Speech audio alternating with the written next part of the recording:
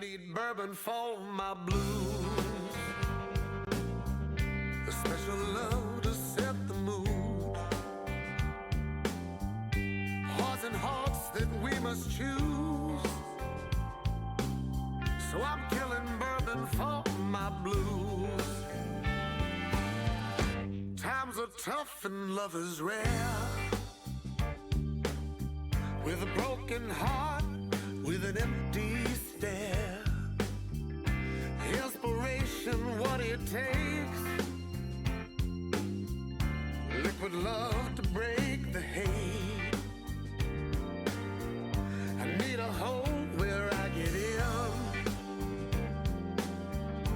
From a saint I turn to sin.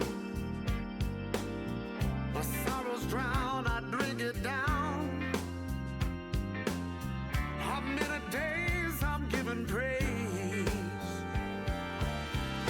I need bourbon for my blues. The only way to win is lose. A poison hearts that we must choose. So I'm killing bourbon for my blues. Wreck my dreams, wreck my life. Wreck my body, lose my wife. Price I pay to sing the saddest song. Bleeding hearts are bleeding out until it's all long gone. There's a demon, she is tempting me. Gives me a thirst so desperately. And now I just can't seem to stop this train. I crash myself into a river of pain. I need bourbon for my blues, a special love to set the mood, poison hearts that we must choose. So I'm killing bourbon for my blues. I need bourbon for my blues. If I drink enough, I'll make the news. For this guitar I will abuse. I think it's time to turn me loose.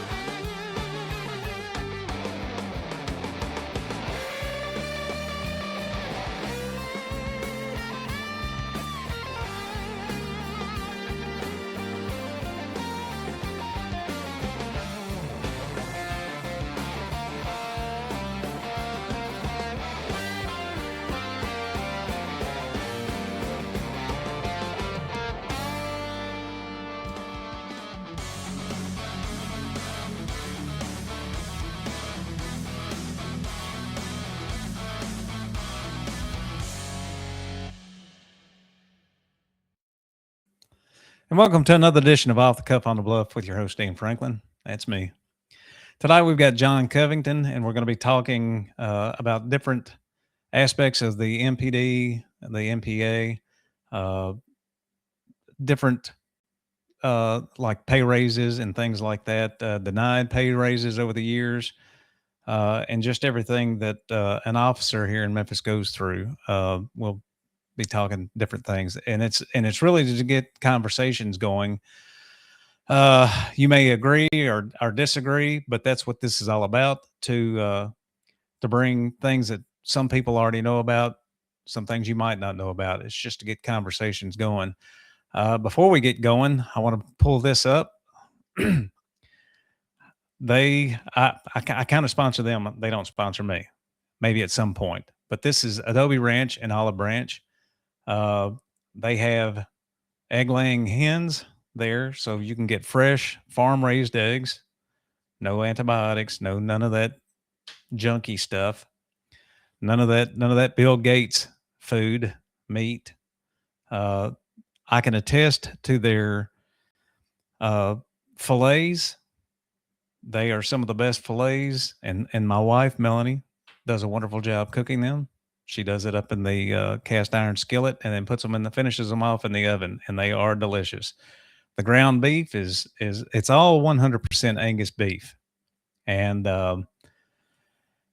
all the meat's aged for 28 days, and it's some of the best meat that I've beef that I've put in my mouth. And the no jokes, people, no jokes. Just get your mind out of the gutter.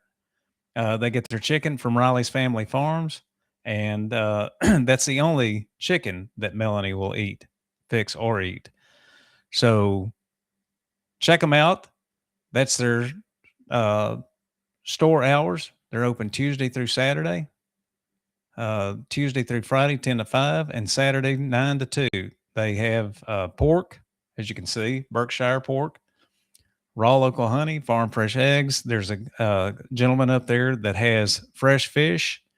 Sometimes they do what's the word I'm looking for? A surf and turf. And they have the fillets along with, last time it was royal red shrimp, and I think a couple of potatoes and some other things. So really good food. You'll spend a little bit more, but you know what you're getting. There's no antibiotics, no mRNAs, none of that stuff. Just basically grass-fed beef. All right, let's bring on John. John, how are you doing this evening? Well, I'm hungry now after talking about all that food. That sounds delicious. Oh, it's wonderful. It's some of the best stuff I've ever eaten in my life. I mean, we had, let's see, was it last night? Yeah, last night I cooked hamburgers. And normally what we would do is let me get that thing out of the way. Normally what would do is she'd pad out 4 burgers out of a pound of beef. And so one would kind of be just barely enough to feed you, and you'd almost want to bite into that second one. So now she just makes 2 hamburgers out of a pound of ground, and they're wonderful. It's the flavor is so good. You can literally taste the beef. I don't care what you put on that hamburger. I mean, you can stack it full of lettuce, tomatoes, pickles, onions, mustard, whatever, mayonnaise or whatever, but you still taste the beef through all of that. That's awesome. I mean, and look at you with a sponsor. Well, they're not sponsoring me yet. They're not sponsoring me yet. Well, you're well on the way. I'm trying. What I'm trying to do is drive people that way, and then they can either pay me and pay me once a month or whatever, or in beef. I don't care, cash or beef. That's right. You can't go wrong there. Absolutely not. Oh, so how's your day been? Pretty good. It was, at the MPA, you never know what's gonna be thrown at you. I spend a lot of my day helping officers with payroll issues, or they're getting sued. They got to bring the lawsuits up. Right. Because here's something I just off the bat, I'm gonna jump out and throw out there because there are a lot of things I want to talk about off the cuff. Off the cuff. If you're a police officer in the city of Memphis, and this takes up a lot of our time, and you are charged criminally or sued, which officers get sued all the time because people. Right. They sue the officers in the city. They're just looking for see if the city will settle. But if you get sued or criminally charged for your work on duty, the city will not cover you. They send the officers a letter that says it's a conflict of interest. We will not represent you.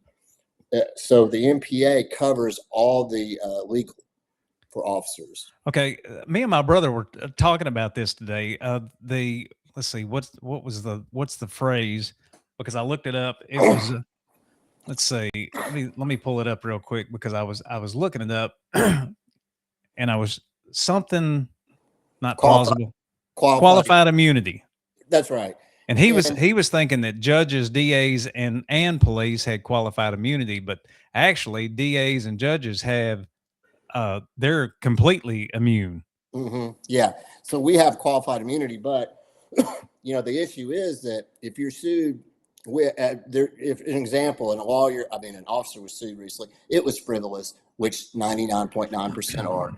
The attorney costs were $277,000 or something like that, and he didn't pay a dime because with the coverage we have, the officer can pick any attorney they want, and there's no cap on the cost.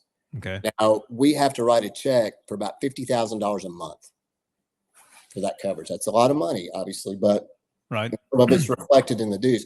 But it's just a reflection what most people wouldn't realize, that you would think the city would cover these officers if they're sued or charged criminally, but they don't. And that's one of the things we do. So I was just talking about my day. So we had some officers come in and bring a lawsuit in, which is very common. We get it to our attorneys that handle lawsuits. We have a firm on retainer. So, it was a busy day of answering questions like that, dealing with things like that. And I don't think people realize how much we fight for raises, we fight for pension increases.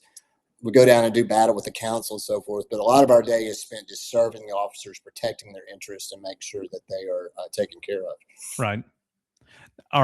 Is every police officer in Memphis, are they part of that union, or do they have a choice to either? Oh, they have a choice. We're Okay. a right to work state. So, you have a choice. And 97.5% of officers are members. I would think, if nothing else, for the legal protection, right, that you get. But also we are the recognized by statute collective bargaining for the rights of officers. And we have it's called an MOU, Memorandum of Understanding, that came out of the strike of 73. And it's about, last time I checked, 50 some odd pages, which it covers all the rights that these officers have that we protect. right. And so most places don't have that. And it's a big selling point to our officers. And we're not trying to give officers special treatment. We're just trying to make sure they're treated fairly. I got you. I told you I looked up about the qualified immunity or whatever. Yeah. And one of the things it says and one of the things I learned last night on Patriot Punk Network, they had a guy on there talking about AI and how much you can trust AI and how much you can't trust AI, like Perplexity and Chat GPT. Quite an interesting show. I didn't watch it all the way through, but I need to check that out. Some people are afraid of Skynet, but I look at some local government. It's like, could Skynet do any worse? Maybe they'd be better. Sometimes I wonder, but these are random things that pop in my head. Here's another thing that might surprise you about police. When a police canine officer retires, the MPA pays for their medical bills and food. Oh, wow. Yeah, the city doesn't. It's just another service to the officers. And I guess let me just give you just the quick thumbnail. Sure. In 1973, the MPA was formed. It was because these officers felt like they were getting no holidays. They were being forced to work over. They were getting moved arbitrarily, and they just felt like they were getting stomped on. And if your supervisor loved you, great. You could have a pretty good career. But if your supervisor didn't like you, you got all the crap detail. Exactly. And so these guys created an association, and then things got a little bit better, and then they got worse. And in 78, fire and police went out on strike, and they came back in, and the MOU was really developed out of that, so a strike wouldn't happen again. So now we have procedures to work out issues about pay or disciplinary issues. So it sets all these things in place. And so, we do all that. We protect the officers legally. We give them support. We have a charitable foundation if something happens in their lives. And it's, man, it's a full-time. Well, obviously it's full-time. I'm still an officer, but I was elected vice president. So my tour of duty is down at the Union Hall. Right. We have a president, I'm vice president, the secretary treasurer, chief steward, and a sergeant at arms who's only there part-time. He's on the street the rest of the time. But man, we got more than enough to keep us busy. So you don't have tours on the street anymore. You said your tour of duty is at the MPA. That's right. Because it's really, and we don't get paid overtime down there. And if we did, I tell you, my overtime check would look nice, because if an officer's involved in an officer-involved shooting, or somebody dies in a pursuit, or in custody death, we go out to the scene, get all the officers and the witness officers together, let them talk to an attorney that night. Right. Make sure. And again, that's just because the DA and the media is going to assume the officer's done something wrong. Right. So we want to make sure they're protected and, decide about giving statements and things of that nature. So we spend a lot of time and if an officer gets a disciplinary, administrative, not criminal, we sit in on those and make sure and advocate for the officer. In some cases, they don't give us much to work with. In other cases, we're able to advocate, and maybe they don't get punished, or we lessen it because we point out, because we can say things and advocate that the officer probably couldn't in those situations. So right. What I was saying to you earlier about like Perplexity, I looked this up on Perplexity, and like I said, the guy said it's just, he's this guy. You really do need to watch it. Anybody that wants to know. Oh yeah. I think it was called. I'd have to go back and look at it, but I think it was called the AI Institute something or another, or whatever. But this guy actually writes. He encourages his students to use AI, but they can't write papers with it. They have to prove their work. That's good. They write. You can't be like an MSCS board member and just get it to write all your Facebook posts and things like that. And I'm glad to hear that, because Dean, I was a teacher I came into policing in my late 30s, early 40s, and I'd been a teacher all years before that. And I have wondered about, because I use AI a lot as a tool, it's very helpful. Right. One thing it's helpful for, just a tip out there, if you want to get Excel to do something, to create a column or something, you can just make AI, instead of trying to figure out what the proper thing to put in, you just tell AI to do it for you, which is wow. Because I know nothing about Excel. I'm teaching myself. PowerPoint. That's how I make these the little flyers and things. But I tell you, AI is a great tool, and I always thought, if I was a teacher now, how would I be dealing with it? And I think probably that way. It's like, look, this is going to be part of your life, so you need to, but don't use it as a crutch. Right. And we had I heard this might be, let me say hypothetically, we had a few new officers apparently try their hand at writing reports using AI. Oh my God. It sounded like a novel, and and that's what the training officers are there for. It's like, okay, stop, just stop. Do it that way. We're gonna, you got to write a report in a certain way, and it's not a novel, and it has to be you writing it, and so right. But it's just we got a younger generation, and we got to learn how to deal with this technology too. So right, all right. So clear this up. Tell me if this is a true statement or not. Through Perplexity, it says qualified immunity only protects against civil lawsuits, money damages, not criminal prosecution. Officers can still be criminally charged for misconduct. Is that a true statement? Or yeah. Well, okay. Yeah, and the civil, but the way our city, which is not normal. No, not at all. They would be on the hook for anything they were sued for. And right. But as I say, mostly what our attorneys do is get them off the lawsuit, because they really are going after the city, because the officers don't have anything. Right. But it just happens so much. And this is just my opinion. I feel like the city settles too often, and it encourages, this kind of stuff. But, Shay, all right. Can you see the chat pop up? Can you see the thing pop up? Yeah. Chase chimed in. Hey, in case Skynet is listening, I for one welcome our new Skynet overlord. I want to get on a good side, but Yeah, no doubt. it's the technologies, and they're telling me like these new cameras are going to be able to translate, like Star Trek with the universal translator.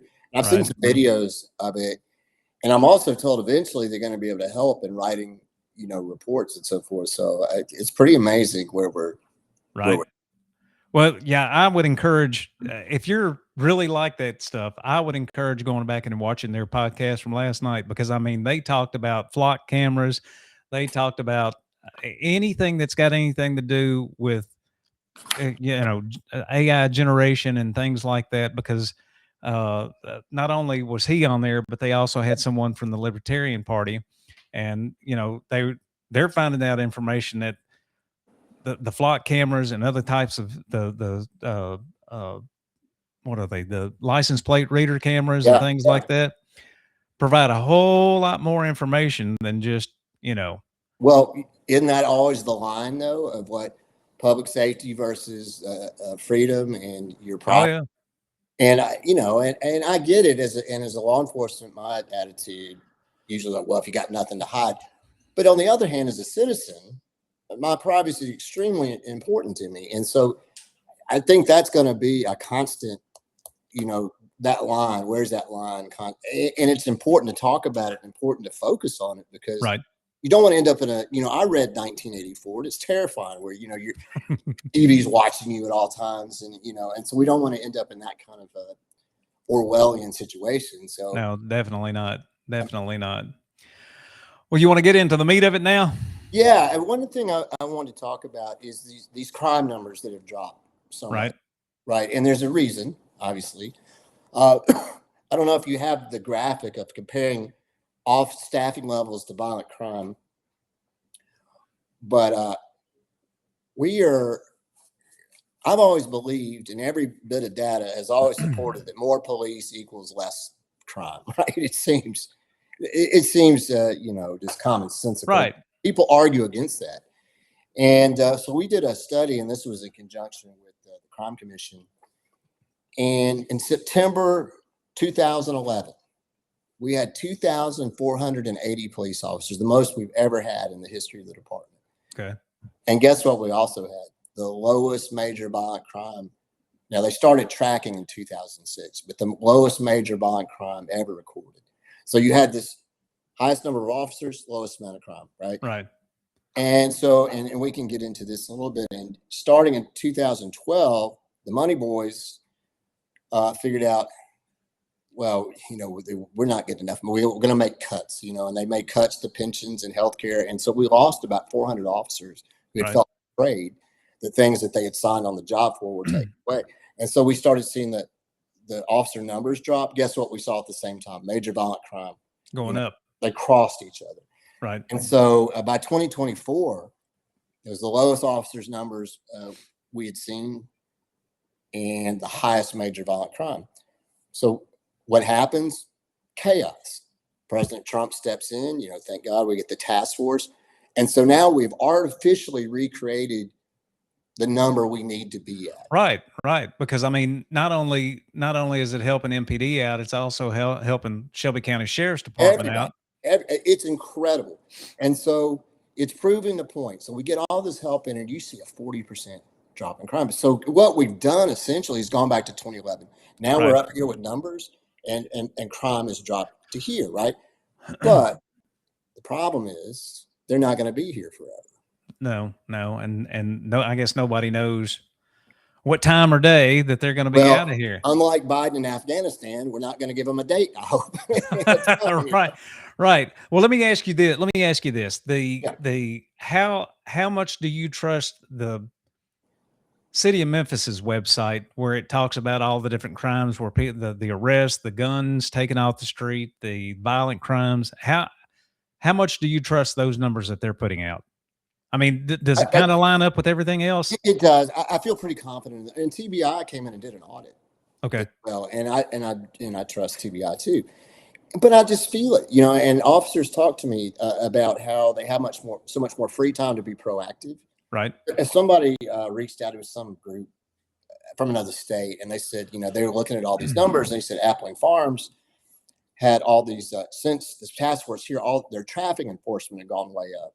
And I was like, yeah, because they can be more proactive. Right. Farms has got interstates everywhere. If you want to be an expert on traffic now, they got all the violent crime you could want, but it's a lot of traffic out there. So yeah, they're Right. doing much more enforcement.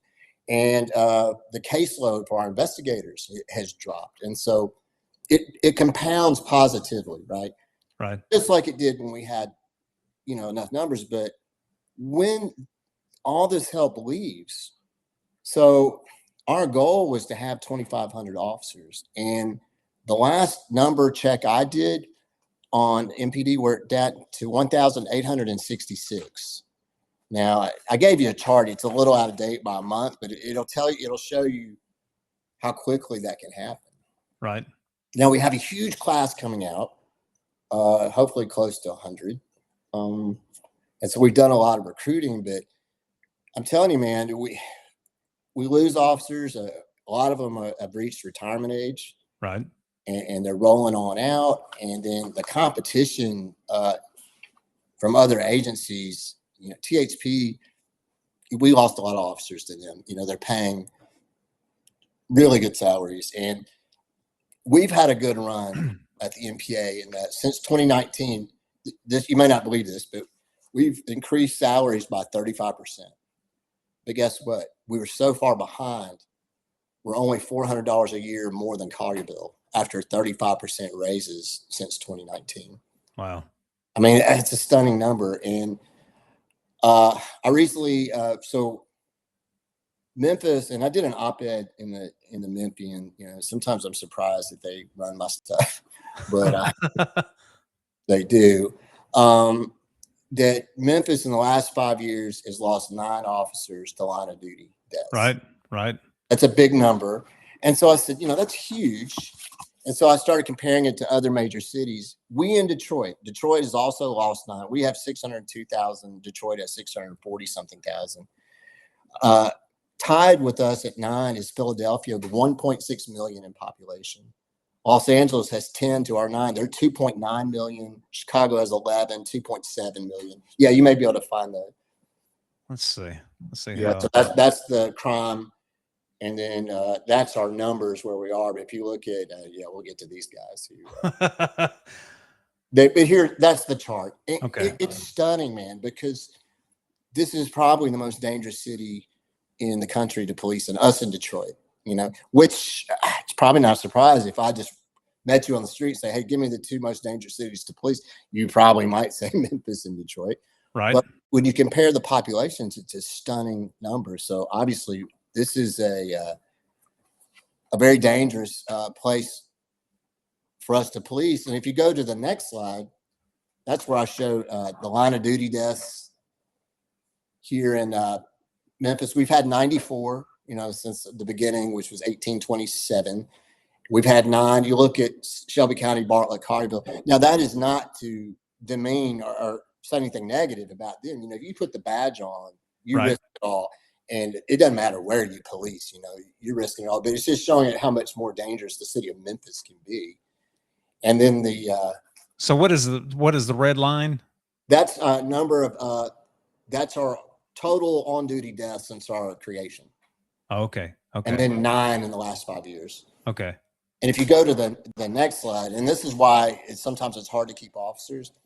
Last year, we had over 1 million calls for service, compared to Shelby County, Collierville, Bartlett, or Germantown. And so, we lose. Once you do 3 years in Memphis, man, you've seen it all. Oh, yeah. And these other places come a-calling.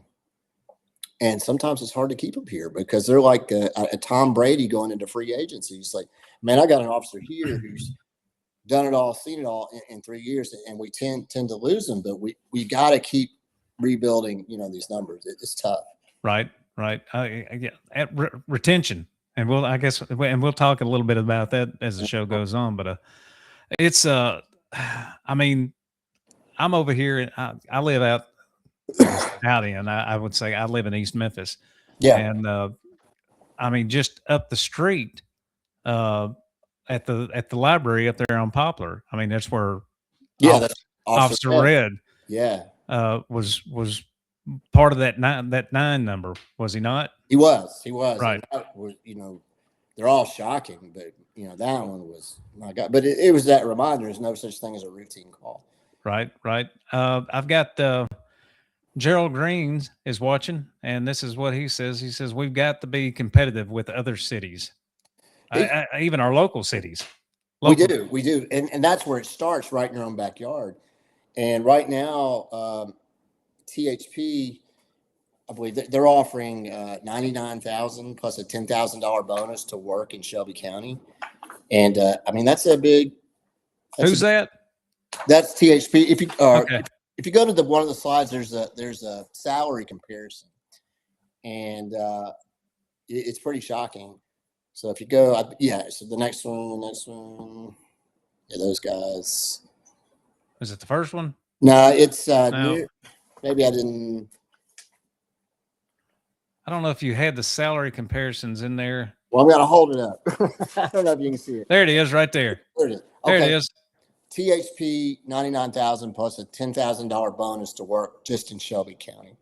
And where do these young officers? Boy, that's very enticing, right? Oh yeah.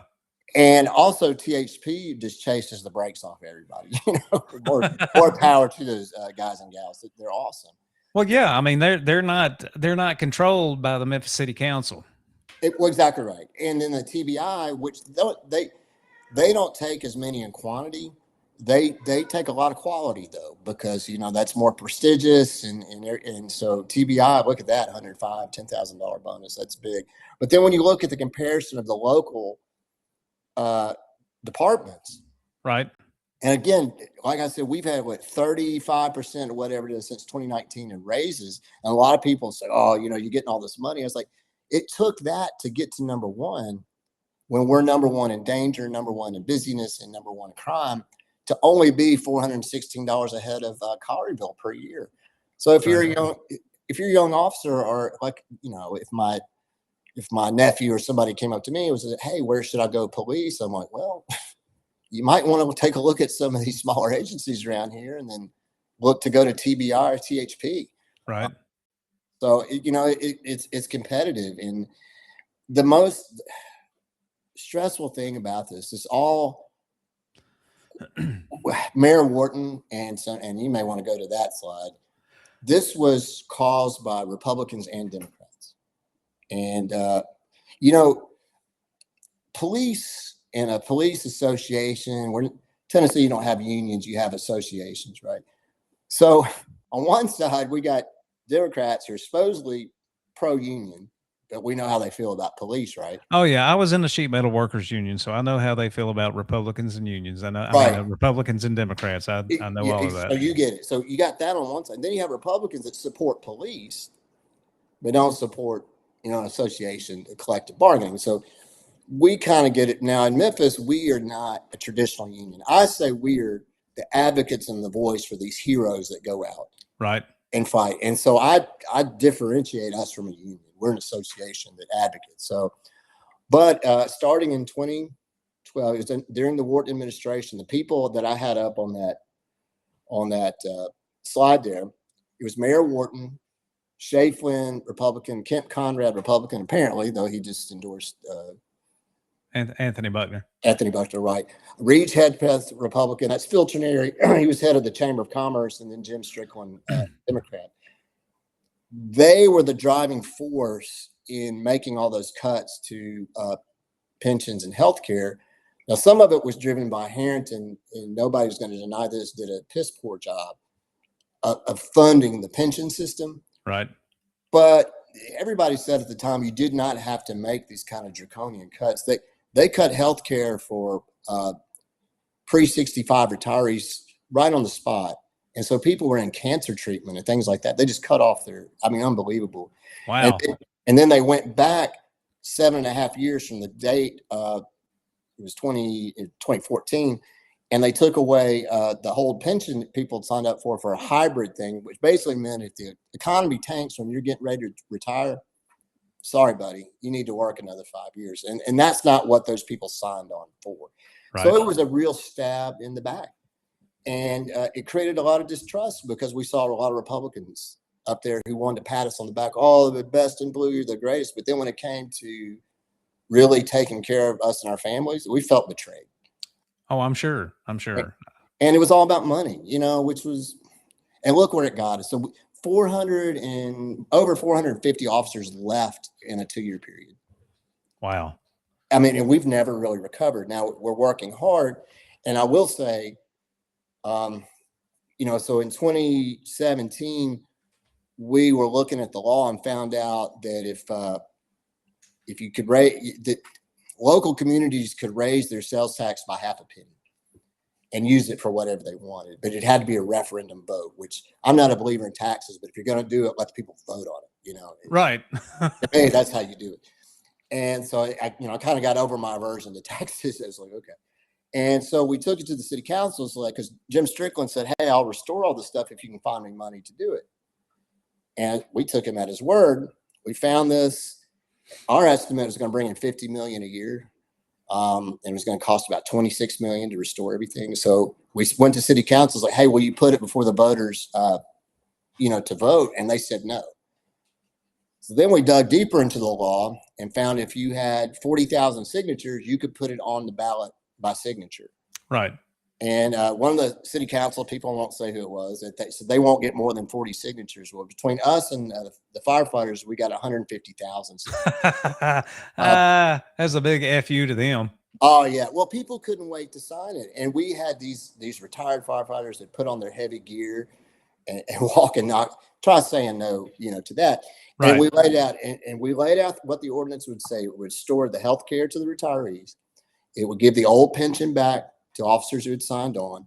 And then extra money could be used for pre-K because that was popular at the time, because our argument was like, well, try to fight crime on that end. And then also for street maintenance. Right. And Jim Strickland at the time said, man, you guys are running a hell of a campaign, but no group of citizens will ever vote to tax themselves. Well, by 52%, they did. And I always remind our officers, I was like, no matter how negative the news stories are, garbage you hear from Indivisible Memphis, Indefensible Memphis, or whoever it may be. I call them invisible because, I mean, right. Yeah. But I said, remember that all those supporting voices you hear in the neighborhoods were the same people who came out and voted to tax themselves. But the other thing was, we listed the ways that money could only be used. And to this day, that is the only way. Now, the city council loved to get at that money. Oh, yeah. To this day, it is spent on pensions, health care, street maintenance, and pre-K programs for kids, and nothing else. Well, that's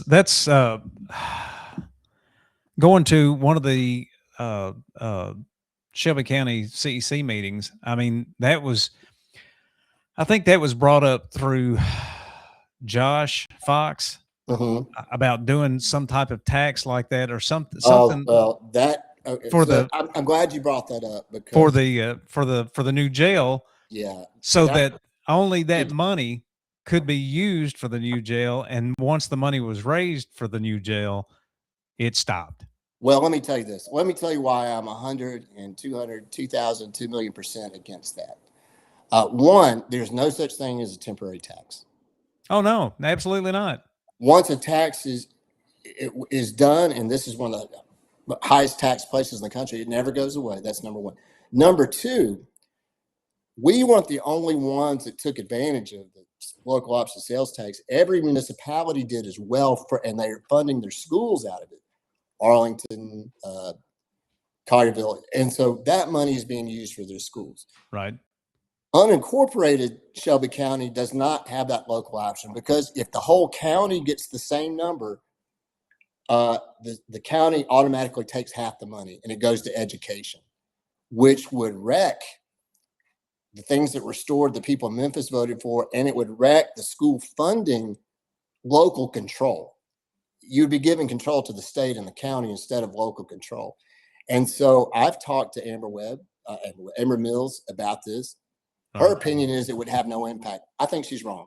I think if you make the state law says what it says, and if you make it all the same, the city, the officers, first responders, and municipalities will lose. And on top of that, to say there's going to be some sunset on a tax, in my opinion, is total BS. I do not ever know of a tax that's ever been put in place that goes away. I mean, the wheel tax. Right. Well, yeah, that's what I was about to say. Andrea Bell is commenting. She had one comment, and I'll throw it up here on the screen. Hickory Hill Precinct, can you describe the challenges and the shortages of staff to canvass the area? Oh yeah. Uh, Well, Hickory Hill precinct was Mount Monroe was my precinct when I was on the street. And here's the problem: when you have enough officers to be proactive, which we do right now, you never know how much crime you are stopping just by being visible and around. right, But when I was on it, when we get short or it gets super busy, you start running from call to call to call. right, When you have time, that's when you stop and talk to the businesses. You stop and talk to people in the neighborhood. You start to get a feel for things. And then you have time to, set up your little, with your partners or your little sting operations or whatever you do. And it pays off. And right. so, but when you don't have that, you're just running call to call to call, and you really lose a lot when you're having to do that. Oh, absolutely. I mean, who hasn't seen the videos of sheriff's officers and not necessarily in Memphis or whatever, but sheriff or police department officers and this, that, and the other taking a break. Kids are shooting basketball out in the street or whatever, and so Oh yeah, they, yeah. I When they mean, pull up and shoot. yeah, Yeah, and that's because everybody likes this idea of community policing, but everybody has a different opinion of what right. it should be. And to me, it's like pornography. I can't define it, but I can tell you when I see it. So that's a weird thing to be. But community policing to me was to have the time to get to know the people in the community Right. and build that trust. And because so many times, it would be the same people causing the problems in the neighborhoods, but people were afraid because, hey, you're not here that Right. often, and they're here all the time. Right. I Exactly. see something, and I get that. But when you're really able to engage, Right. it makes such a difference. Well, she said another thing. I like Andrea because she thinks like I do. She said when you said something about not saying I don't know if it's a commissioner or if it was a city council member or whatever. She said, "Here's what she said: Say the I'll name say or the send name. it to me." No, it was Berlin Boyd who got voted out, and right Yeah. now Michaelin Easter Thomas who beat him. Hey, nothing against Michaelin, but she was worse. Well, and then before you brought up the wheel tax that's been going on, hell, I think since I've had a driver's license, or even before that. I mean, I got my driver's license whenever I was 16, and that was Yeah. 80, I think 80 or something like that. But I Oh, it's mean, like your grandkids. My grandkids will be dealing with this. right. Well, she said, you said it. I was thinking it. She said it too. She said, well, they said that about the wheel tax, no temporary taxes. Look, some people will come to me and say, "Well, John, you say two different things." And this, when I was running for office, and I really pushed. And I'm not running for anymore, but I'm pushing this. I believe that more money should be put towards law enforcement, but also believe in taxes should be cut. That means going through the budget in a real way and cutting out all this garbage BS. Well, We're taxed. And so when elected officials come to me or in front of people and say, well, we need this jail, we need whatever, we got to raise taxes. I'm like, no, you don't. They got that little program over there, like $2 million a year, where they give the thing that Evan Ford Jr. got caught up on, where you give the grants, right. which just, invites, and I'm not accusing anybody else, but it invites questionable, it brings politics into how the money is being spent. And I don't like, but when you have programs like that, don't talk to me about taxes, because we need to cut it to the bone and put more money towards, law enforcement, because safety is the bottom line, and we're taxed too much. And my fear is, Dean, and I'll go ahead and just tell you my opinion, and this is just my opinion, that I think we need to upgrade the jail. We may need a new jail, but I'm scared what's going to happen is the taxpayer is going to left paying the bill, and there's going to be this prime property where 201 is now that's going to be sold for a hotel or something, and a small group of people are going to make a ton of money while the rest of us bear the cost of building this jail when there's so much waste in the budget. And I'm really afraid of that, and I just feel like that's coming, and it frustrates me to no end. Well, I get it. I'm sure you saw the, part of the school board debacle. They bought that building, that plow building Yeah. for $6 million. They did $34 million worth of upgrades to it and then sold it to a former MSCS board member for $5,000. This I is mean, how, I mean, this is why 5 million, $5 million. My bad. 5 well, million. this is why communism doesn't work. You don't need government doing it. But, and I'm not accusing anybody of being sinister or whatever, but I just know how these things tend to play out. And when there's this big push for all this development downtown, and you got that prime property there, Right. and I just like, man, I'm a believer in laying out in front of people the real budget and finances and explaining it ways that they understand. And I want to see, before anybody comes to me and talks to me about a tax of any kind, temporary or whatever, show me the cuts. Show me the cuts. Well, that's one of the things that I think I made that post today that I think it was on one of Joe Kent's posts, maybe. The fact that you have so many family and friends benefits. I mean, every bit of our government from from the MSCS all the way up to hell, I would say even the White House. We've got so many people doing. I mean, you got 25 people doing the job that 2 people could do. Yeah. I mean, And it's full. I mean, the government is full of bloat.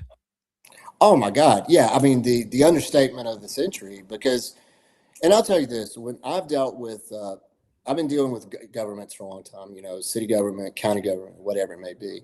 And we used to have this thing where it's like, is there evil intent by something that's done, or is it kind of incompetence? And a lot of times it's just pure incompetence, but sometimes there's enough of an angle that you feel, something coming. You usually follow the money, Right. and you get a good sense of it. But like I say, man, I just hate the fact that we're so beaten down with taxes. And this is who campaign on a tax raise, but I said the way we did it, that we get monthly updates. And I'm not afraid to go before anybody and say, this is exactly how your money's being spent, exactly how we laid it out. That's how it should work if it ever does happen. But that's not how it works, Right. And Gerald Green running for District 9, is it 7 or 9? Fraser, that area. I can't remember. He posted, he said they can't upgrade 201 because it's too old and every dime. It is. It's a boat anchor. It is. It's what was that money trap or money pit? Money pit. Yeah, exactly. Probably. That's exactly what it is. It is. And I said, I'm not now. Jail should be someplace you don't want to go. But, not me. Yeah, well, exactly. And I get it, but how was it allowed to get here? That's another discussion. Thank you, Gerald. District 7. Gerald's a good guy. Vote for him.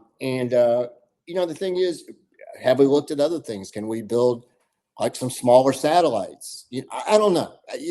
My thing is, I agree that we need a new jail, but I want to see much more transparency on the budget before the citizens are asked to take on that burden. And I don't like things that feel gimmicky to me, like that shortened sales tax. So why not, just be honest with me, lay it out in front of us. And if you cut everything to the bone and we still got to do something on taxes, well, okay. And that's a discussion we can have, but I don't think we're anywhere near there. Right. You see what Lisa's posted? Yeah. Oh, she makes a great point because once you move the jail, you got a little community around it. Right. And she's right in the middle of it. As I say, my fear, and I hope I'm wrong, Dean, but we'll look back maybe in 10 years and say, look at these hotels that are falling apart the city now has to buy, because, and then the tax, and we built this new jail. Yeah, but we hadn't really been keeping up with it for the 10 years. I was like, I just want, if we're going down this path, and it seems like we're going down it very quickly. And, there was a opinion poll, do we need a new jail? And a bunch of people said yes. And I get all that, but let's slow roll a little bit and think about the impacts, the cost, and what we can do. And if that's the only way to do it, okay. But we're just not having those discussions. Right. It seems like it's moving way too fast for me. Well, one of the things I found out when they started the discussion about the hotels, the iron, the what do they call it? The crossbar, the gray bar hotel. Yeah, yeah. When they started talking about 201 Poplar, I looked into some of the stuff, and I think I was reading the doors alone to replace the door on a jail cell was like $40,000. And I forget how many. Now, I don't know if that's with I don't know if that's with automation or if that's just manual opening, closing, and locking and this, that, and the other, whatever, but $40,000 for a door. Now, y'all know I own a metal company and I can get help, but hell, I'll do that for $40,000 a door. Well, you brought up a great point, and I've learned this too with government. When they give me charts and graphs and estimates of cost, Yeah. okay, let me go see. Let me go get some competing numbers. Let me see those. I mean, a lot of times they don't give the voter or the citizens that stuff, or if they do, it's so hard to find. And Right. that sounds. If that's true, that's fine. But I suspect maybe it could be done. We'll see. But I don't know. Again, it's like happening very fast. It seems like things. I remember the pyramid or the next big thing. It always happens. So, we got to get this done. We got to get this done. And we look back later and say, well, that was a disaster. And Right. we, never talk about it enough. Right. So, I mean, I feel pretty strong about it. As I say, I'm law enforcement. I know how crappy the jail is, but I mean, if they were going to move it anywhere downtown, I don't know. I've worked in that place before, and that was a long time ago. I mean, a long time ago. well, they're not going to put it anywhere where there's prime property downtown. I can guarantee you that. Yeah. One of the arguments you hear, and this is a difference of opinion, and this argument is like, one of the things holding Memphis back is you don't have enough hotels to do major conventions. Well, that's great news if you build hotels, own hotels. Now, I personally think you don't put in the swimming pool until you put the foundation of the house. The foundation of the house is public safety. I think if you put your resources to making, and which we are, thanks to President Trump, we're getting a taste of what that looks like, right? Right. Right. And we make that our commitment because the federal money's not always going to be here. President Trump's not always going to be in office. We don't know what the future may bring. We could get, Biden was trying to bring in the whole Department of Justice in here and totally screw us up. So you never know what the future holds. So ultimately, it's going to fall on us. And that needs to be the focus. But, man, I just feel this pull. Hotels, and all kind of where the common people get screwed and the people on top make money. And when it's all said and done, you look back and say, how the hell did that happen? Right. Yeah. Gerald Green mentioned, he said, okay, why did they buy that old hotel downtown again, wasting money? Now that was the city, Gerald. That was the city of Memphis. That was the city. It was Memphis City Council. And from what I've heard, is it Chase Carlisle? Chase Carlisle recused himself of being involved in the whatever, but his brother and the company, the Carlisle Corporation, they'll make lots of money refurbishing that place. Lots of money. Tucker Carlson always says, "I'm just asking the questions." Yeah. And I love when he does that because it's the way to talk about these things. I'm not accusing anybody of anything at all. So they made the gamble, or however you want to look at it. So we're going to have this big civic center, whatever it's called, down there, and have this hotel attached to it. So, once the hotel goes to hell, and I kind of get in their sense of, well, we can't let that happen because we've invested so much. I will go back to what was the idea of trying to put the swimming pool in, like the pyramid, like all the stuff we do. Oh, we want to put the bells and whistles. How about the potholes? How about public safety? Right. Because if you made Memphis safe, and this is just my opinion, I can get on here and rant. Stop trying to be Atlanta. Stop trying to be Nashville. Stop trying to be New York. Be Memphis. Right. Invest in local businesses. Invest in public safety. And really get in there and be firm on public safety. We're not going to put up with this BS. And guess what? In my opinion, slowly you'll start to build. People feel safer. Businesses will come here. And we're going about it for me, the completely coming at it from the wrong angle. Oh, absolutely. Absolutely. I mean, me and my wife were talking about that. Me and Melanie were talking about that today or yesterday, talking about, I don't know how much, it's been probably 8-10 months ago, maybe a little bit longer than that, that I put brand new shocks on the truck, struts on the truck. I mean, everything, just because it needed it. It was time for the truck, to have it or whatever. But I mean, within 6 months, it was like I hadn't done anything because of the streets. They paved White Station from Poplar, I think, to Walnut Grove, or maybe close to Walnut Grove. They paved that, cleaned it up, paved it, did everything else. And then when they put in the new, there's a pizza place up there. I think there's several things up in there. It's a brand new, fairly brand new place, strip center. It's got it's a bunt and the pizza place. They had to tear up the roads to do all the infrastructure stuff to run. I mean, they do everything they do seems like it's back asswards. Here, let's like you said, let's put the pool in, Right.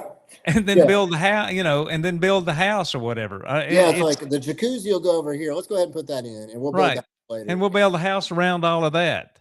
Yeah, it's neighbors will come for the jacuzzi. It's like, well, how about the kids? Place to stay.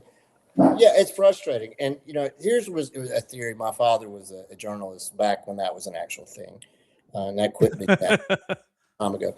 But he was an actual somebody who believed in putting the facts out, and he said, I'm going to give the citizens their vegetables, the stuff they need. Now, if they choose to read it, that's up to them, but it was nothing flashy. And one of his arguments he made, he said, Boss Crump ran the city for a long time. Oh, yeah. And Dad's theory was that the city never really learned how to govern itself because it had some daddy. And then when he died, the culture of the city was never having somebody with any vision. It just came about trying to pick apart the empire. And in some ways, there's never been an overriding vision of what. Now, when Crump was here, there was no crime, cleanest city. He had a vision. We have not had a vision since then. And he ruled with an iron fist too. He did. He didn't get the name boss for nothing. Right, exactly. And maybe that's what Memphis needs.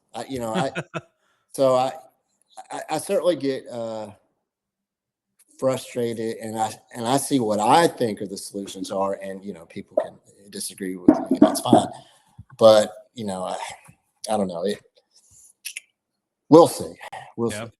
Joe Kent's made a comment. I'm gonna normally what the Patriot Punk does is they'll get at the close to the end of the thing. Well, I like hitting these as we go. Yeah. I mean, it's they do that, and I do that. I do this, but Joe says, look at the history. 3 proven international firms will run out of town, in the Hard Rock and the Sheridan Investors. And Sheridan Investors, Shoot and Starwood, and then gave City of Memphis taxpayers $30 million invoice so the local guys could run it. Taxpayers are subsidizing the loss of organic demand for the benefit of the punk families of Memphis. I like Joe. I mean, Joe, I like Joe too, because Joe lays it out there. Now, Joe and I don't always agree. Right. And I've taken shots at Joe, and Joe takes it. But absolutely. He doesn't take it personally, and you can talk about. But right. I think he's really laying it out there pretty clearly. Absolutely. And that it's frustrating. If we were all pulling together, after Pearl Harbor, or 9/11, or during the Great Depression, and really throwing our all into saving the city, I don't know. It might be tough, but we'd be fighting for it. Right now, we're so far from that. No, right. That the city and the county, I feel like, are on the knife's edge. Which way is it going to go? And I don't particularly see. And I was in the political game somewhat. And I'll tell you one thing I did not hear hardly at all. I'd heard from some, but not most. It's like about the people. I heard about this group in the party, or this strategy in games, and all that kind of BS that goes on below the scene. But I did not hear about, this community, the taxpayers, what are we doing for them? And it seems to be absent. drives me crazy. Oh, I know it does. And it's not, and I've been dealing with, a couple of posts and this, that, not tonight, but just, I'm really trying to stay focused on Oh, yeah. Memphis and Shelby County. That's right. I mean, that's, if I've taken anything from Chase and Daniel, everything starts local. All politics are local. Absolutely. And so I can't be worried about, I've even made this post. I am no longer America first. I am America only. There you go. Screw the rest of the entire world. I don't care. I don't care what's happening, unless war comes to America and I've got to grab my 9mm, and use up every bit of ammo I got. I will die standing on my feet and not bowing to anybody else. Well, that's a perfect segue because we were talking before the show. My birthday's coming up. I know the whole city is preparing for the big celebration. Hell yeah. And so I got an early present, which is a 590 Mossberg Shockwave shotgun, which reminds me of Mad Max. It looks really. So is that got the little turn down handle or whatever? Yeah, it does. Okay. Yeah, little pistol handle on it. And but my wife, I got it for my birthday. She didn't pay for it, but she allowed me to get it. That's my birthday. But I give you permission. Yeah, exactly right. She's in law enforcement. Right. I got out in the world. I had some kind of bizarre stalker out there on the, I won't even get into that moron. But it reminds you about home defense. And that I encourage everybody. I talk about public safety or whatever. Right. But man, protect yourself. I go arms and have protection in your home for your family. Who was that nut job? It was when Cheech and Chong came out and said, if you have a gun in your home that you're mentally ill or something. Yes. I was like, are you kidding me? When my daughter gets a little bit older, I'm going to teach her how to shoot that shot. Right. Right. Well, I mean, one of the, I don't know, it was probably 9 years ago. I mean, I was talking to a couple of officers that were stopped over at Elwood Shack, and they were telling me, unless it's a government building, regardless if it's a bank, anywhere else, he said, regardless if it's got that the code, the annotated code on it from the Tennessee annotated code, he said, if you're concealed carrying and they can't see it, don't leave it in your car. Go carry it everywhere you go. And I've said before, if I had a small one of these and like to name my my guns or my trucks or whatever, right. It would be American Express, because I'll never leave home without it. Yeah. Well, I mean, I go armed to take my trash down to the sidewalk because you just never know. Right. We had our cameras picked up somebody sometime back. I posted this Facebook some time ago, probably a year ago at this point. Go around pulling car handles in the neighborhood, and that's how it starts. You're pulling, and then first, right. Next they're breaking in houses, and next, and so you gotta nip that stuff, in the bud without question. Yeah. Joe's got a whole dissertation on crop. Of course, he knows more than most people do on. Oh, absolutely. I mean, if you had Joe Kent and Judge Joe Brown, they know that. I'm sure both of them know where the bodies are buried. Oh yeah. Because Judge Joe Brown, I guarantee you. I mean, he's told stories before. I don't know if you were at the CEC meeting where he was talking about. I forget what his role was whenever Martin Luther King Jr. was yeah, shot. I think I was when he talked to Joe Brown. But I mean, these guys know so much. I mean, I aspire to be, if I can ever retire, I would love to be able to go to hang out at the Memphis City Council meetings but I tell you what, I told Melanie, I said, I am going to get more involved. I need to look at their schedules, the city council schedules and the county commission schedules, to see what's on the agenda, to see if I need to prepare a 3-minute speech. Well, for something. I've spent way too much of my life at city council, and what drives me crazy, and this isn't everybody, but it's somewhat so obvious on the council and the commission, don't do their homework. And they don't, things come before them and you can tell they have no idea. And I was like, dude, I get it. It's a part-time job, but it's a full-time job. Right. This business. And it frustrates me so badly when I see that. But a second ago, I thought of a good segue. We were talking about guns and the taxes. Mike Parsons is totally wrong in his take on taxes and pensions, but I'm not going to get into that. But it's just ridiculous. You say, it's the dumbest thing ever. But I will say this about guns. We should probably talk about this new law because we were talking about a little bit off air. Right. And I think it's pretty interesting and pretty exciting. And give us a little overview of what you looked into it and your take on it. Well, I thought, when you hear about it, it sounds like it's like the best thing since sliced cheese. Mm-hmm. But after you go to the video and let's see, it was,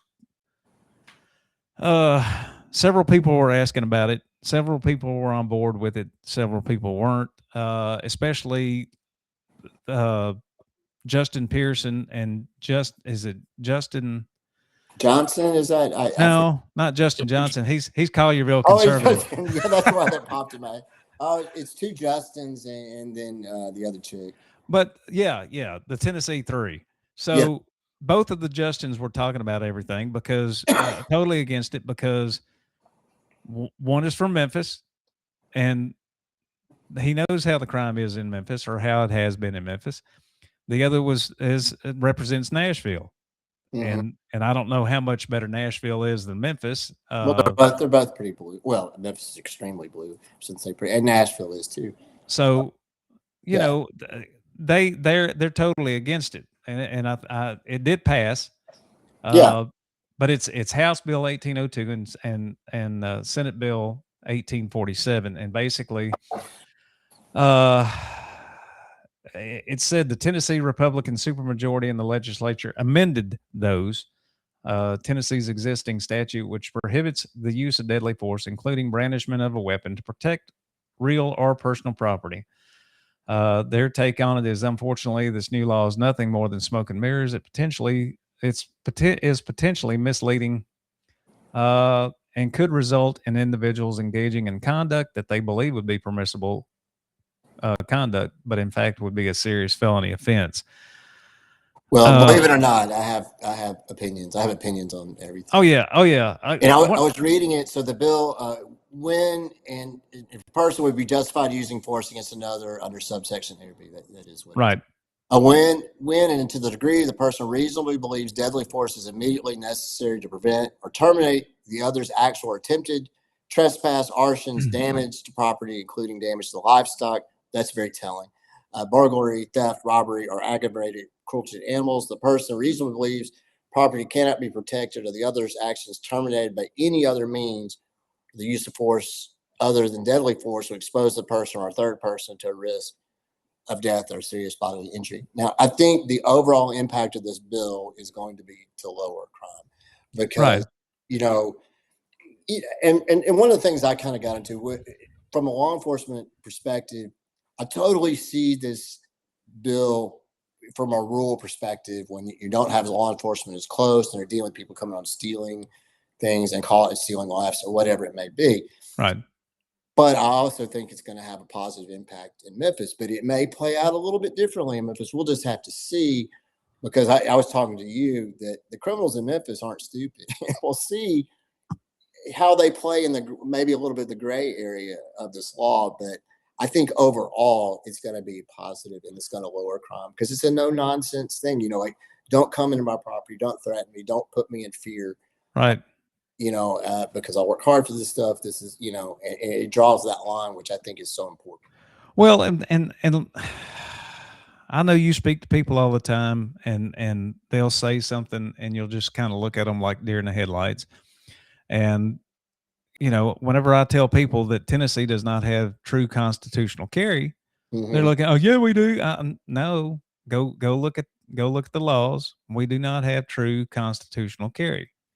And just like with this one, in their statement on Tennessee Firearms Association page, it says the obvious question then is, what new option does this amendment create in situations where property is endangered, but a separate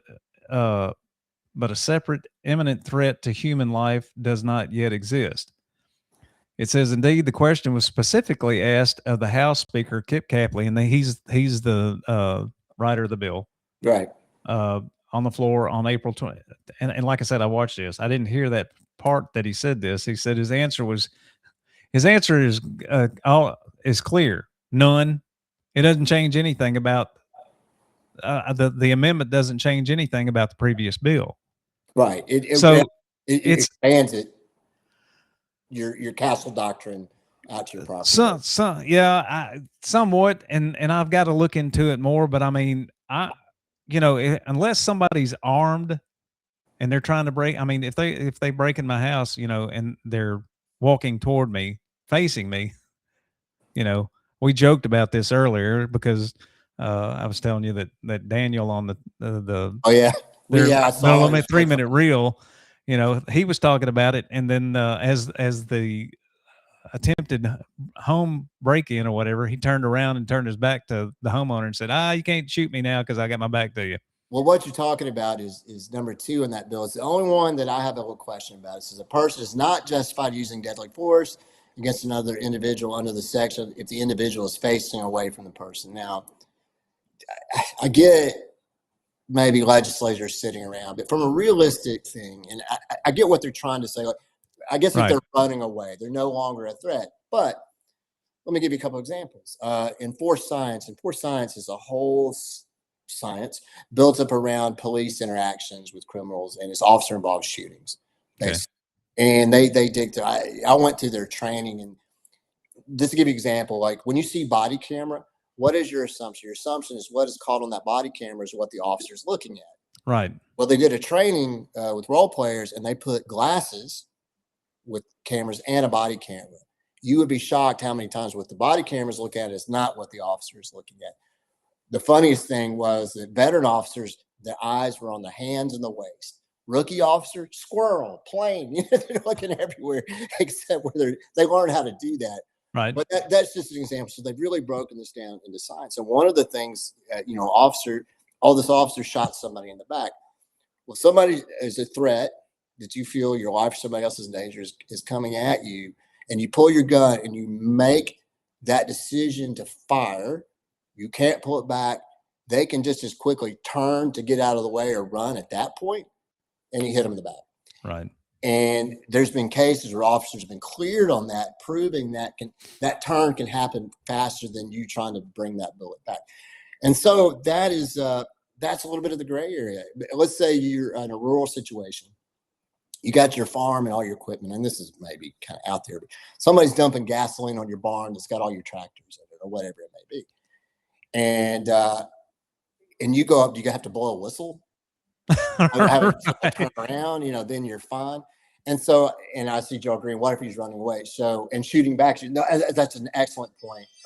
Future Commissioner Green, I'm going to go ahead and call him Future Commissioner Green. We're going to will that into existence. But that's you're exactly right. So if somebody's running and shooting, so that is a little bit of a gray area that will probably come up and have to be addressed because, on the Punk Network, that was so funny, that thing they did, somebody backing into your house like ollie oxen for you, you can't. Right. Well, yeah, I guess if they are armed and they're running away from you, as long as they don't, but how do you know? Of course, that comes back to intent. How do you know where their mind's at? Are they going to turn around and fire back at you or what? Well, some of it's like, like officers deal with this, like what's reasonable, right. A reasonable person in that situation. So maybe I'm not an example. You're a pretty stout guy. So if you go out and somebody's breaking in your car in your garage, that's one thing. My wife is 5 foot nothing. She goes out, she's got her gun or whatever because she knows what's going on. And the guy's 6'2" or whatever. That's a set of circumstances where he's breaking into something, it's property, but she could probably shoot him because she could justify if he cut that distance and grabbed her, he could. Oh yeah. And so, there's these factors that come in. But one of the things I ran into during my campaign, there's a couple, I won't say their name to protect their privacy, but they live out in Shelby Forest, and they have some nut jobs, drug dealers living up the street, who keep kind of pushing the envelope, coming on their property, fishing in their pond. The guy's got a gun on the side. And by the time the deputies get there, they're gone. And there's, the deputies, there's not much, and they felt kind of handcuffed. But now with this new law, that's an added thing, that those people on that boat are coming over into their property because they're older and they do feel in fear of their lives. They don't know where this is going to go. And so this is a kind of law that's going to give them more security and more confidence in protecting themselves. Right. And I think that matters. So. All right, let's move on to the couple of questions I had, and there's other people too. I mean, that's why I bring them up. What is MPD in the city of Memphis involvement when it comes to petitions for rallies, whether they're for protest or in support of, or at the indefensible Memphis situation? So they're pretty mad. Indefensible. Yeah, they're pretty mad at the MPA right now, and I'll tell you what. So if you're going to get a permit, you go down to the permits office, and you can get a permit for a march. You can get a permit for one area to do your little thing, because it's America, right? Like a static rally. Yeah, static rally. That's a good way to put it. And you can have a number of different permits, and that's designed so law enforcement can know what they're dealing with just as much for your protection. Right. And make sure if you're not walking the street getting hit by a car or something. Right. So it's all, and so you go out and fill that out, and that's all public information. That's public. Right. And so this particular group filled out theirs, and it was for one area. A static rally. Exactly. In a park. And then they pour out in the streets and whatever, and then officers are telling them with an extreme amount of patience, I might add, to get out of the street because it's creating a danger, it's creating a situation. They're really doing everything in their power to kind of, and then when people were refusing to do it, at some point, it's like, we're going to ask you nicely, again. We might even ask you nicely a third time, but at some point, it's our duty, because what if a car came through there and hit, sorry, my cats jumped. What if they came through and hit, then go, why did you, do something? And so, right. Yeah. Y'all are MPD's damned if they do and damned if they don't. And so then my understanding, and this is, I'm not going from inside information. I'm going by what I've seen in public videos and what's been written. And so they're trying to put some people in custody, not necessarily to arrest. Sometimes you could be detained. Right. You have people with bear spray hanging off their pants, running at, getting behind these officers and creating a real danger. And so, you have a force continuum that starts from officer presence that goes all the way up to deadly force. And in between, you got hard hands, soft hands, chemical agent, but you don't have to check the boxes. Okay, I did presence. Okay, I did. You can go from presence to deadly force depending on the situation. Right, right. And that situation, one of the officers, or two of them maybe, deployed pepper spray, which if you're trying to detain and other people are running up around you and trying to get that's a danger, right? And well, yeah, I mean, because just like and I only bring up Minnesota because I mean, we've seen, everybody's seen that. All the whistles that they blow, constant whistle. It's to distract and to, I mean, it messes with your mind. Oh yeah. Yeah. They created a dangerous situation. And some of this is for their own safety, and Charlotte car drove through. Well, okay, let's say this group is out in the street protesting and somebody who totally disagrees with them gets pissed off and wants to ram their car into them. Right. If that happened, you better believe, where were the police? We're going to sue, blah, blah, blah, blah. And it's like, it's just so frustrating now. Of course, Joe doesn't agree with. No, he doesn't agree with it. But that's fine. But I know, and just knowing what I saw. And let me tell you, Dean, the use of force is not pretty often because it is what it is. If you have to go hands on, it may not look great. But you know what? It got to that point, and you have to exert control back over the situation. Right. And so no encounter of use of force is going to look good, because it Right. is what it is.